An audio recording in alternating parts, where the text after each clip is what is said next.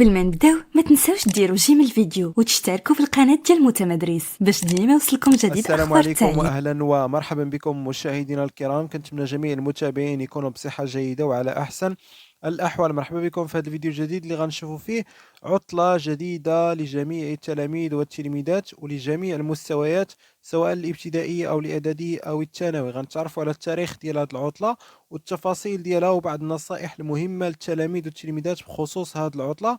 ولكن قبل ما نبداو تنبغي نقول لكم ان بزاف ديال المتابعين ديالنا الكرام ما كيتفاعلوش مع الفيديوهات، لذلك ما تبخلوش عنا بلي لايك ديالكم وبالتعليق الزوينه ديالكم، وشكرا لكم. فكما كتشوفوا معايا، اذا مشينا للائحه العطله الرسميه من وزاره التربيه الوطنيه والتعليم الاولي والرياضه، فكما كتشوفوا معايا راه العطله الجايه او العطله القادمه عندكم غتكون هي عطله منتصف السنه الدراسيه، اللي غتبدا يوم الاحد 26 يناير وغتسالي يوم الاحد 2 فبراير، يعني فيها 8 ديال الايام.